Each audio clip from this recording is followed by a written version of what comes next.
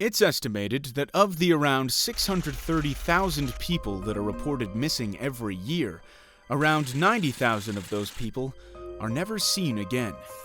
These are a few stories of people that vanished into thin air. $200,000.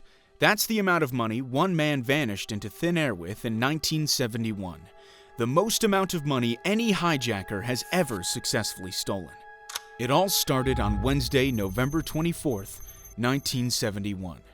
A man calling himself Dan Cooper purchased a one-way ticket on Flight 305 that was headed to Portland, Oregon. Once it was time to board the flight, Cooper walked to his seat and sat down with no one giving him a second thought. He was a quiet man, suspected to be in his mid-40s. He wore a business suit with a white shirt and a black tie. Before the plane was off the ground, he ordered a bourbon and soda while waiting for the plane to take off. To every other passenger, this seemed like it was any other normal flight. But what they didn't know is they were about to be a part of one of the most famous disappearances in human history. Shortly after the plane was in the air, Cooper handed a flight attendant a note, letting her know that he had a bomb in his briefcase and to sit next to him. He had her write down his demands and bring it to the captain. On the note, it said 4 parachutes and $200,000 in $20 bills. Today, that would be worth around $1.5 million. When the flight finally landed in Seattle, D.B. Cooper exchanged the 36 passengers on board the flight for the money and the parachutes, then ordered a few members of the crew to stay on board and take the plane to Mexico City. But somewhere in between Seattle and Reno, Nevada, D.B. Cooper took the money, jumped out of the plane, and was never seen again. The FBI launched one of its longest investigations in its history, and it seemed like the whole world was on a manhunt for D.B. Cooper. Over the 5-year investigation, the FBI had 800 suspects, and all were ruled out. All that was ever found was burnt-up money from where he jumped, and his tie he took off before he disappeared forever. Some people think he didn't survive the jump. The plane's altitude was so high that winds were blowing at 200 miles per hour, and the parachute he took could not be steered. 9 years later, in 1980, a bag containing $5,800, all in $20 bills, was found buried in the Columbia River. All the serial numbers matched exactly to the bills that were given to Cooper in the ransom money. But that was the last and only clue for the FBI. In 2016, about 45 years later, the case was officially closed. So at least right now, it looks like no one will ever know the truth behind what happened to D.B. Cooper and his $200,000. Jesus Vidana, Salvador Ordonez, and Lucio Rendon were just your simple, normal, everyday fishermen, and they decided to go on a fishing trip in early October 2005. 5 fishermen departed from the Pacific Coast fishing village of San Blas on a 25-foot, 2-engine boat. Jesus, Salvador, and Lucio were joined by 2 other fishermen that day. The group were simple people, but that would also be their downfall, as that meant that they didn't comply with many navigation rules or simply couldn't afford to.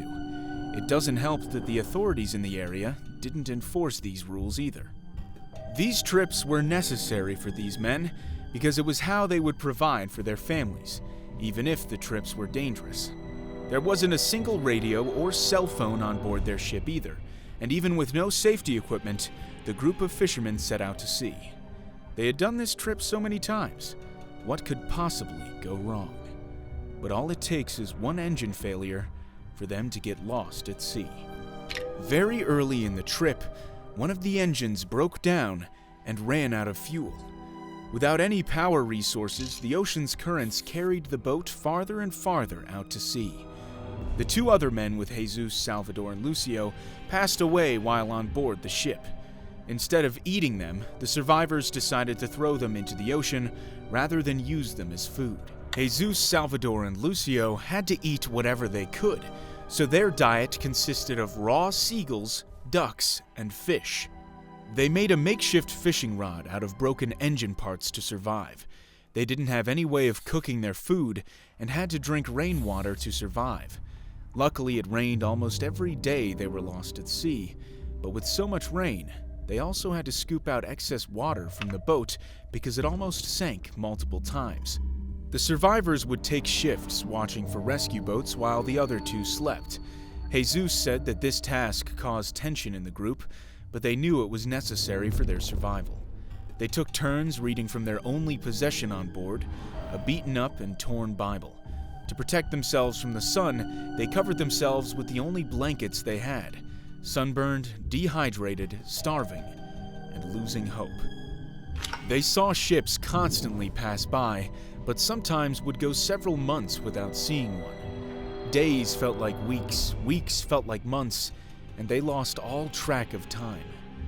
After 9 long months, eventually they were saved by a Japanese trawler, which found the 3 survivors asleep, exhausted, and on the brink of death. They didn't know if they were ever going to see their families again, but they lived to tell the tale. Brian Schaffer was a young man studying to become a doctor at Ohio State University. He was born in Pinkerton, Ohio, just outside of Columbus in 1979. He was studying microbiology and even attended the OSU College of Medicine in 2004. Brian was described as a friendly and outgoing person with a passion for helping others. He had a close-knit group of friends who often spent time together outside of their studies. Brian was in a relationship with another medical student, Alex Wagoner. Their relationship was going so well, and many believed that he was going to propose later in 2006 on a Miami trip that they had planned together. Although he wanted to become a medical student, Brian dreamed of starting a band. March 31st, 2006 was the Friday of finals week for Brian, where he pulled all-nighters and crammed his studying in so he could do well on his final exams. Once he was finally finished, Brian and his father, Randy, went to celebrate by going out to a steak dinner that evening. Randy noted that although Brian was in good spirits, he looked exhausted from not getting a lot of rest. He urged his son not to do anything drastic, including Brian's plans to go out with friends after dinner. Brian's life was finally reaching its peak. All his future plans were coming true. So this is why, on the night of April 1st, 2006, his disappearance shocked everyone. Finals were over for everyone at that point, so it was the perfect opportunity to get together before everyone left for spring break. Around 9 p.m., Brian met his friend William Clint Florence at the Ugly Tuna Saloona, a popular bar on High Street in Columbus. Around an hour later, Brian called his girlfriend Alexis, who wasn't there because she had already left early from campus to visit her family.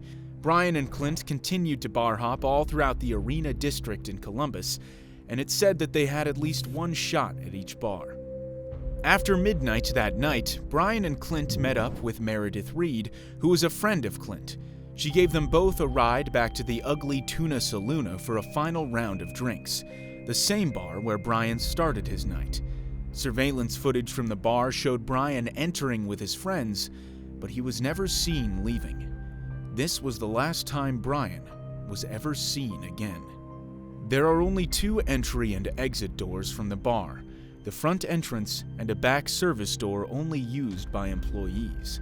The footage doesn't show Brian leaving at any point. After a while, his friends assumed that Brian walked home on his own and left. They knew that he was scheduled to leave for his Miami trip with Alexis, but Brian would never make it to the airport.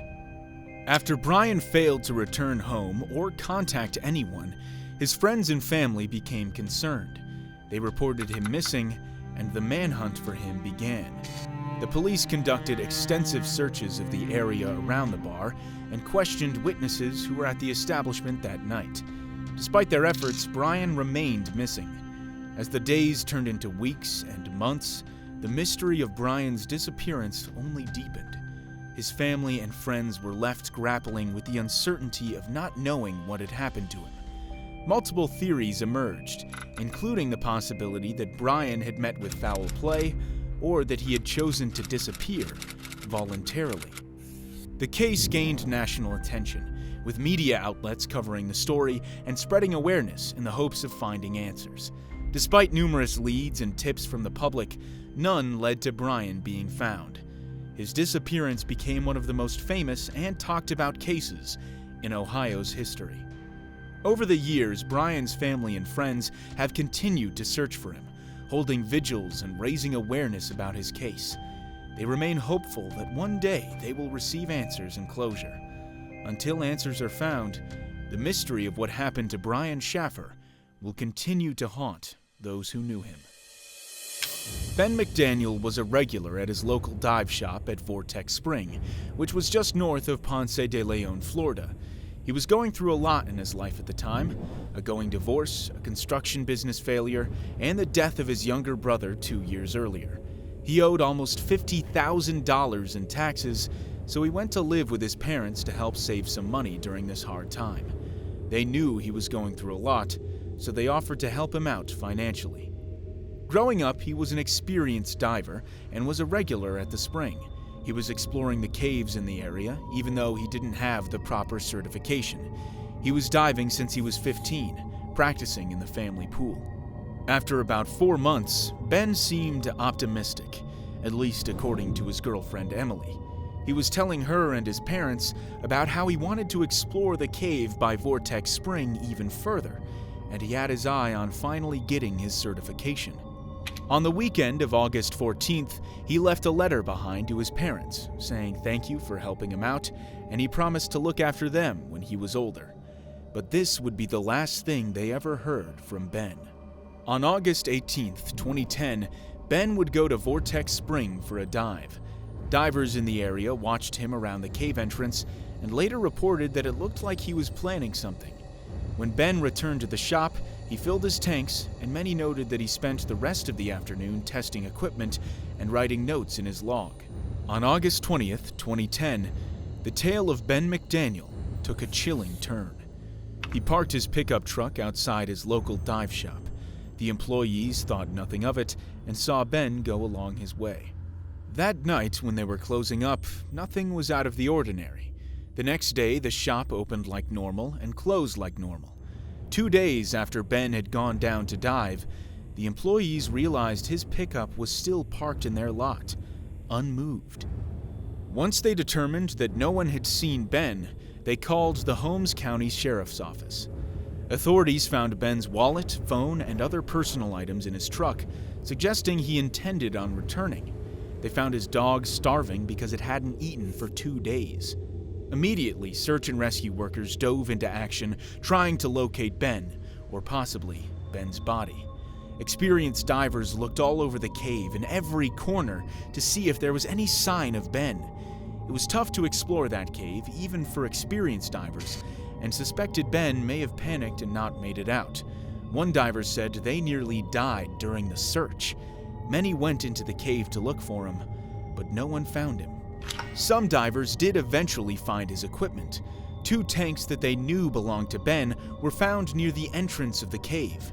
Ben still didn't have certification to explore the cave, and some divers said that extra air tanks were placed near the entrance for decompression.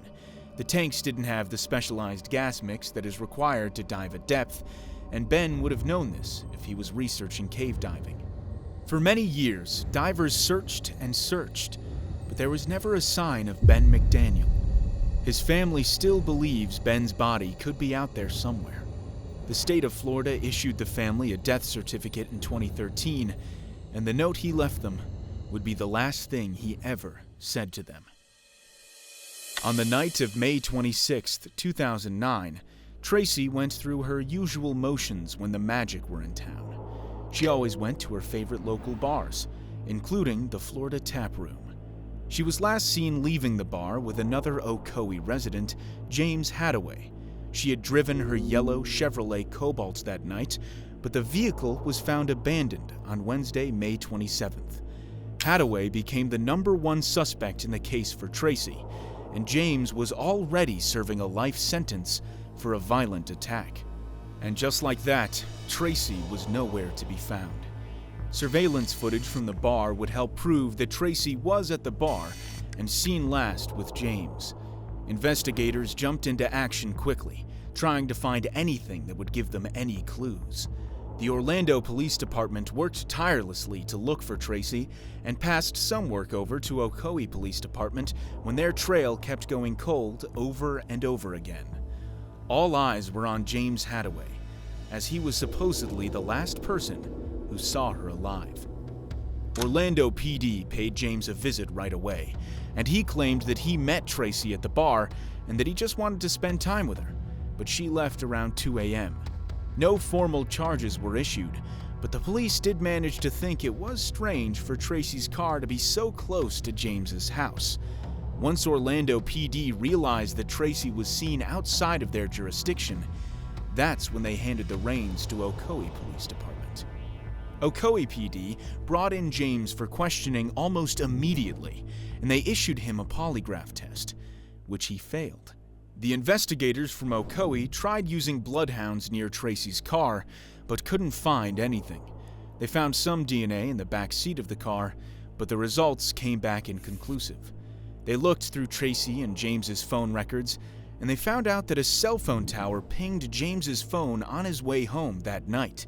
He claimed that Tracy left his house around 2 a.m., but a call was placed to Tracy's phone around 7 a.m., and it pinged right back at James's house. During a search of James's home, a marijuana bong was found, and James was arrested on charges of possession of drug paraphernalia.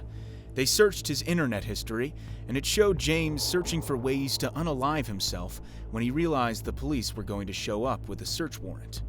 Eventually, one of James's other victims, Rachel Clark, came forward with a story eerily similar to Tracy's, and it involved James. The stories were too similar, giving the police department some fuel to figure out what was going on. She came forward once she saw James in handcuffs on TV. In her story, she described being attacked by James after leaving a bar. She managed to break free, and some nearby neighbors helped scare James away as she tried to run from him. She stayed silent about her experience until she saw that James was caught on TV. It was never proven that James harmed Tracy, but the stories were too similar to pass off. To this day, there is still no trace of Tracy Ocasio. Christmas is usually the best time of the year, but for 8-year-old Derek Engebretson, it would be the last time anyone ever saw him. He was with his father and grandfather where they were looking for the perfect Christmas tree. On December 5th, 1998, the three drove out in search for a Christmas tree to take home. They brought their hatchets so they could cut it down themselves. Derek's father and grandfather split up for just a second to look at some trees, and when they came together, they realized that Derek wasn't with them anymore. He was reported missing right away by his family, where they notified a motorist around 4:13 p.m. that day, who went to a nearby resort to call 911. Search and rescue dogs couldn't pick up the boy's scent anywhere. Law enforcement looked all over the area, but couldn't find any trace of the boy. Hours after searching, small footprints were discovered near the area where Derek's father was, so they thought this might have been Derek trying to find his way back to him. A snowplow was used to try to find more traces of Derek, but instead it destroyed the footprints in the snow. Derek carried his own little hatchet when he went out that day, but it was never found. No signs of Derek were found. It was reported that a witness claimed an unidentified man struggling with a young boy in the area that day. The witness ignored it because he thought the man was the boy's father. A convicted sex offender named Frank Milligan confessed that he was the one who took Derek, but he later took back his statement, and the family believes he did not do it. Derek would be 34 years old today if he was still alive. To this day, there have been no signs of Derek Engebretson. Bye-bye. Those are possibly the last two words that Cameron Robbins heard before vanishing into the dark ocean on May 23, 2023. One dare went horribly wrong for this high school graduate. Cameron Robbins was on his celebratory cruise with his classmates and friends when complete tragedy struck. The cruise was in the Bahamas, where his friends were taking a video of him on one of the nights. It was late and the ocean was dark and murky. He was dared to jump into the water below. Cameron made the leap, and in the video he can be seen briefly in the water, and then all of a sudden, nothing. Around 9:40 p.m. local time, Cameron was seen for the last time. His friends thought he was just joking, But after no sign of him, they panicked, and the crews immediately tried to locate him. The Royal Bahamas Defense Force and the U.S. Coast Guard sprung into action, but no sign of Cameron was ever found. The video was posted online and went viral, and users pointed out odd movements in the water, suggesting they could have been sharks. As Cameron struggled in the water, fellow passengers were shouting warnings and words of encouragement and tried to get him a buoy, but they had no such luck. One bystander said bye-bye to Cameron, and that was it. Cameron was gone.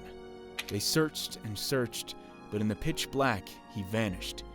Days and weeks went by, and not only did they never find Cameron alive, they could never find his body either.